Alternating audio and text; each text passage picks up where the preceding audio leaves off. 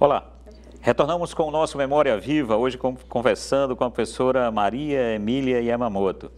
Nós estávamos bem animados no final do primeiro bloco, em que a Hilton falava da importância da contribuição da professora Maria Emília, tanto para a consolidação de um campo de pesquisa de estudo do comportamento animal. E aí, me parece que o telespectador em casa deve ter percebido que a gente pulou um pouquinho, porque a gente não falou do doutorado, né, do mestrado lá na Unifesp, antiga Escola Paulista de Medicina. Então, para passar a palavra para a professora Maria Emília, vamos fazer o seguinte, essa experiência da pós-graduação na Unifesp, professor. Depois a gente volta, Ailton, para essa conversa. Então, o meu mestrado e doutorado foi com comportamento animal, mais especificamente com comportamento do sagui, né? E com isso a gente começou aqui uma área de comportamento, que veio a se tornar uma área de formação no programa de pós-graduação depois, né? Que não estava nos planos originais da Unifesp, que era basicamente trabalhar com farmacologia, né? Mas a gente conseguiu desenvolver isso daí e hoje é uma área bastante forte dentro do programa de pós. E você teve uma capacidade de abrir o seu caminho, porque era um curso de psicofarmacologia e lá você fincou essa estaca do estudo do comportamento animal. Por isso que eu estou dizendo que meu orientador foi importante. Se fosse outro, provavelmente não ia me deixar fazer isso, entendeu? Mas ele foi... eu acho que ele teve essa visão de que era uma área importante aqui que poderia render frutos, né?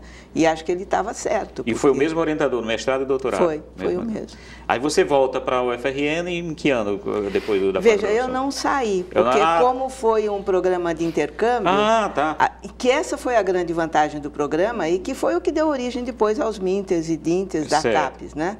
É que a gente ficava aqui, passava apenas um mês por ano em São Paulo, para ter experiência de laboratório, de disciplinas e um contato mais de perto com o orientador, e os professores vinham para cá e passavam um mês. Então, a gente tinha, durante vários meses no ano, um professor da Unifesp que ficava aqui dando uma disciplina, fazendo orientação e assim por diante. Então, na realidade, eu não saí. E essa foi uma grande vantagem também. E aí, quando você concluiu o doutorado, já funcionava um programa de pós-graduação em psicobiologia na UFRN. Já tinha acabado de ser inaugurado, digamos assim, né? Fundado era o programa de pós-graduação em psicobiologia. Na verdade era psicofarmacologia originalmente e depois teve a transição de nome. Aí tem um certo aluno chamado Hilton. Exatamente, o primeiro orientando de mestrado da professora Emília. Deu muito trabalho esse orientando, professor? Olha, orientando sempre dá trabalho, faz parte da função, né? Maravilha. Mas o que a gente lembra são os frutos, né, dessa orientação e nunca o trabalho. Quer dizer, tem alguns casos que a gente lembra o trabalho, não é o caso de Hilton, né? A gente lembra que rendeu muito e a Hilton saiu do mestrado para fazer um doutorado na França. Foi um dos nossos primeiros alunos a fazer doutorado. Cabe chamar a atenção que era uma época em que a gente não tinha muito orientador já titulado. A CAPES ainda permitia, na época, que mestres começassem a orientar mestrandos, né? Então, quando a Emília começou a me orientar, na realidade, ela estava no meio do doutorado dela. Olha só. Isso não é nem tripla jornada. Não. Né? Eu acho que você defendeu a tese de doutorado em fevereiro, uma coisa assim. Março. Foi de 91, e eu defendi minha dissertação em maio de 91. Então, para você ter ideia, que praticamente foi em conjunto. E você aprofundou esse caminho do comportamento animal. Isso, e eu continuei nessa área. Eu saí para fazer o doutorado fora do Brasil e depois voltei para ficar na UFRN. E aí você foi colega de programa? A gente é colega de programa até hoje, colega de departamento até hoje. E Fívia foi sua contemporânea? Fívia foi minha aluna. Não, foi aluna da Hilton. É uma sucessão de gerações. Mas fui orientanda de Emília de mestrado, de graduação na iniciação científica, no mestrado e no doutorado. Com comportamento de sagui. Trabalhava comportamento alimentar, competição alimentar em sagui. E hoje você está nesse programa? Hoje eu sou coordenadora do programa de pós-graduação em psicobiologia. Então você é uma Filha... Não, filha de Emília. Filhos acadêmicos. Filhos acadêmicos. Filhos acadêmicos. E tem uma coisa que eu acho que é importante de ressaltar, porque dá a impressão que Emília constituiu a linha de comportamento e ficou aí. Sim. Mas é uma característica de Emília esse pioneirismo realmente, né? A forma de orientação, em termos de dar liberdade, que eu acho que o aprendizado que ela falou em relação a Orlando inclusive esteve na minha banca de doutorado, ela transmitiu para a gente, enquanto, na época que a gente era estudante, e eu acho que a gente consegue fazer isso enquanto orientador agora. Então, ela é uma pessoa extremamente inquieta, então hoje ela é, além da referência em comportamento animal, como cofundadora do programa, das orientações, ela é fundadora de outra área, que é a área de psicologia evolucionista. Sim. Então, é a nossa grande referência, acabou de editar mais um livro, que deve sair, um manual em psicologia evolucionista, que marca fortemente essa área, né, dentro aqui do Brasil, com contatos no exterior. Então, o reconhecimento ele saiu há muito tempo, né, das limitações do Estado, do Brasil, e já ganhou o mundo realmente. Então, assim, se a gente quer fazer alguma articulação de pesquisa, não, a gente trabalha com a Maria Emília, e aí as coisas vão ficando mais fáceis. As portas se abrem mais fácil. Se abrem mais facilmente. Para consolidar o nosso registro, porque o Memória Viva é um programa, quem sabe, daqui a 30 anos alguém pesquisando sobre e procura o Memória Viva. E eu tenho cuidado sempre que se menciona o nome de algum pesquisador, a gente deixar o nome... Você fez referência a um professor que esteve na sua banca, o professor Orlando Bueno, que foi o orientador Orlando Bueno, que foi o orientador, exatamente, tá bom. O orientador de Emília. Doutor honoris causa da UFRN. Do mesmo jeito que é o Elisaldo Carlini. Exatamente. Mas aí começa você, recuperou esse momento lá da criação do programa de pós-graduação em psicobiologia, essa história de pesquisa. E isso aí, professora, toma o seu tempo aí na segunda metade dos anos 80 e início dos 90, porque na década de 90 a senhora vai para a pró-reitoria, né? Mas eu nunca deixei o programa. Não, nunca deixou o programa. Eu fui orientanda dela na época. Na época que ele estava no programa. Eu orientei vários alunos durante o meu período na pró-reitoria, como a Hilton faz hoje também, porque eu sentia muita falta do meu laboratório. Imagino. A gente conversou com Bernadette aqui, Bernadette tem esse pique muito grande para administração e tal. Eu achei que foi muito bom estar na pró-reitoria, eu aprendi muita coisa, fiz muitos contatos, mas eu senti uma saudade do laboratório muito grande, sabe? Então, eu acho que a minha vocação é, de fato, o trabalho acadêmico mais dirigido à aula, à orientação, esse tipo de coisa. A pesquisa é o que eu gosto de fazer. Aí, além a senhora, na época que termina o doutorado, esse programa de psicobiologia que funciona lá no CB. No CB Biociências. E a sua vinculação funcional era no departamento de psicologia. Não, eu vim para o departamento de psicologia. Fiquei alguns anos lá, poucos na realidade, foram 2 ou 3 anos. E depois eu fui para a fisiologia. Para o departamento de fisiologia. Quando abriu o programa de pós-graduação, eu já estava no departamento de fisiologia. Certo. E além dessa área do comportamento animal, a FIV acabou de fazer referência à psicologia evolutiva. Você, no início, começou comentando sobre os saguis. E aí, como é que se encadeou essa história da psicologia evolutiva? Eu sempre tive muitos orientandos da psicologia, né? E vários deles trabalhando com sagui, como foi o caso de Fívia e vários outros, né? Mas, inevitavelmente, quando você tem tanta gente de psicologia, o interesse por estudar o ser humano com essa mesma abordagem apareceu. Era inevitável. Inevitável, isso só podia aparecer. E aí nós começamos, então, a investigar esse tipo de coisa. A minha primeira orientanda que trabalhou com comportamento humano foi a Nusca, que hoje é funcionária da universidade, ela é psicóloga aqui na universidade. E ela fez um trabalho com cooperação em crianças, que eu basicamente estudo cooperação. Eu gosto disso, acho interessante e acho que diz algumas coisas para a gente que é bom dizer, né?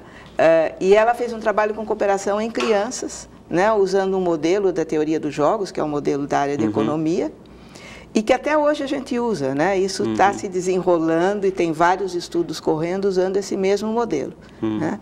E a partir daí, então, o que aconteceu foi que o número de alunos que procuravam para fazer estudo com humanos cresceu tanto que eu só faço trabalho com Sagui na cooperação com meus colegas, né? Professora Arilton e professora Fátima Arruda, né? Porque para atender esse tanto de alunos, a gente tem que, de fato, meio que focar nisso. Tanto que nós somos 3 orientadores que trabalhamos com comportamento humano, que são Fívia, professor Felipe Nalon, e eu, e a gente não dá conta de todo mundo que quer estudar essa área.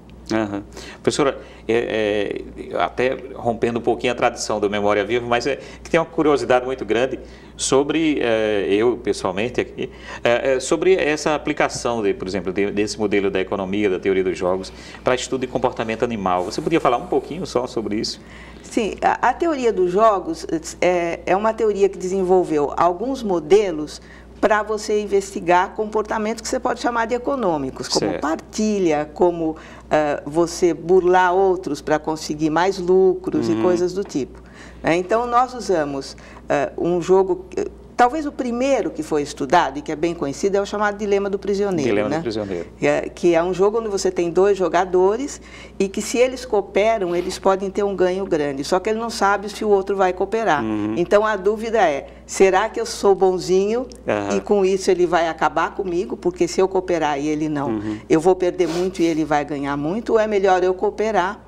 E aí nós 2 vamos ganhar com isso, né? Então, esse foi o primeiro, é o que tem mais estudos feitos e tal, mas há vários outros, né? A gente trabalha principalmente com o jogo dos bens públicos, né? Que é um jogo onde você tem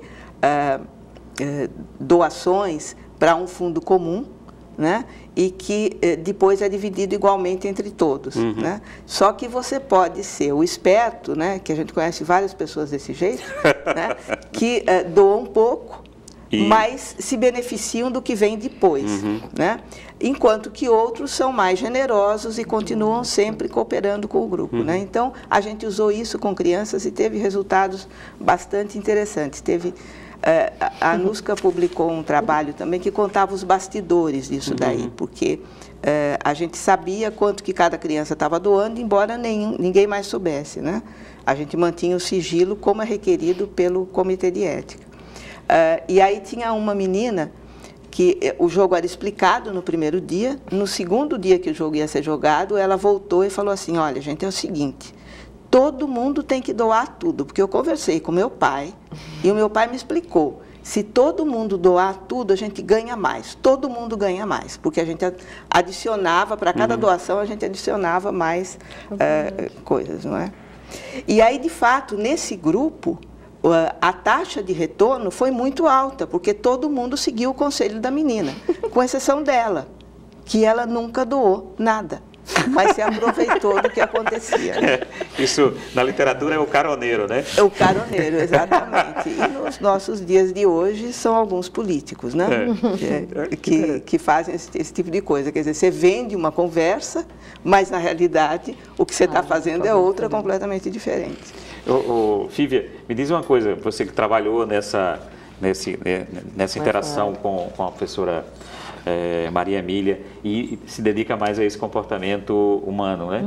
Mas tem alguns desses modelos que, e aí talvez o Arilton nos socorra também, alguns desses modelos que são, nós podemos dizer assim, aplicáveis tanto para humanos quanto para animais não humanos? A ideia dessa utilização da teoria dos jogos, ela não passa necessariamente por decisões racionais. Certo. Então, a aplicação do modelo, ela pode ser feita para a gente entender algumas tomadas de decisão econômicas. Você vai para a ecologia comportamental e aí você inclui, além do ser humano, outras espécies, você pode entender um pouquinho esse jogo de custos e benefícios nas tomadas de decisão.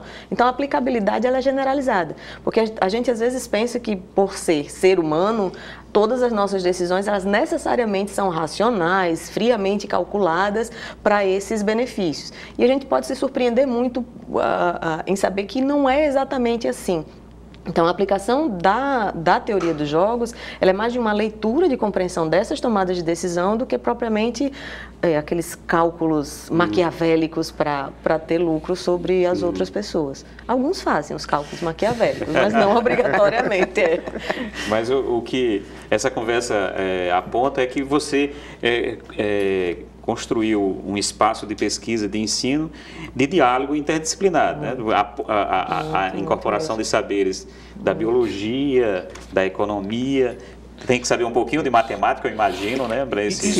Isso resultou, eu acho que a área permite, eu acho que aí tem um grande mérito de Emília de não olhar necessariamente qual é a formação que o orientando traz lá da graduação. Claro que isso conta, porque às vezes, se você vem de uma área muito distante, você tem que ter uma formação dentro da pós muito mais reforçada. Certo. Então, você precisa olhar isso. Mas se a gente pegar a lista de teus ex-orientandos, a gente tem biólogo, psicólogo, veterinário, acho que tem nutricionista, tem mais o que? Não me ocorre agora. Também não me ocorre. Mas enfim, mas você biomédica. Vê que tem médico. Então assim, você tem gente com as mais diversas formações e a ideia é sempre agregar valores, trazer o que essas pessoas têm de conhecimento das suas áreas e que de repente você pode se levar com a formação interdisciplinar como a gente faz, levar para as suas atuações nos departamentos diferentes quando são docentes, quando são, sei lá, gente ligada à IBAMA, gente ligada à própria medicina em hospitais. Então você tem assim, um leque de possibilidades. Eu costumo dizer que a gente é sempre híbrido, porque a gente termina lendo e sendo formado por várias áreas diferentes, né, por várias ideias diferentes. Eu acho que isso é que é o mais interessante no final da história. Agora eu queria que vocês me ajudassem a pensar a seguinte coisa. A importância dessa atividade, porque nós estamos em uma universidade, né? E não num centro de pesquisa isolado, mas numa universidade na qual a pesquisa está em interação com o ensino o tempo todo. E qual é o impacto, como vocês avaliam o impacto dessa atividade na formação da graduação? E que curso é mais beneficiado por essa atividade de pesquisa e por essa formação em nível de pós-graduação? Olha, em termos de graduação, a gente puxando para a disciplina de comportamento animal, que é uma disciplina que foi criada, no início o foco era biologia, certo? Ela existe hoje como disciplina obrigatória no curso de biologia. E ela é dada de uma forma diferenciada para bacharelado, diferenciada para licenciatura. Antes mesmo do MEC cobrar aquela divisão licenciatura-bacharelado, a gente já estava começando a fazer isso. Mas hoje a gente tem ela sendo oferecida para ecologia, a gente recebe alunos de contabilidade, eu já tive alunos de física, eu já tive alunos de engenharia, alunos de psicologia, alunos de zootecnia, porque termina tendo uma visão até de jornalismo, porque a gente termina falando de muita coisa, de comunicação animal, a gente fala de acasalamento, enfim, fala de uma série de coisas. Na disciplina de FIV, que é psicologia evolucionista, aí então o espectro é maior ainda, porque o foco é humano, né? Então, por falar em foco, nossa entrevistada de hoje, a professora Maria Emília, nós vamos focar nela, mas no próximo bloco, porque a gente está terminando esse bloco agora, e a gente volta daqui a pouco, no terceiro e último bloco, falando um pouco sobre o momento atual, e aí vocês vão me ajudar a focar no que a professora tem feito e na sua contribuição para a consolidação da pesquisa na Universidade Federal do Rio Grande do Norte. A gente faz um pequeno intervalo e já volta.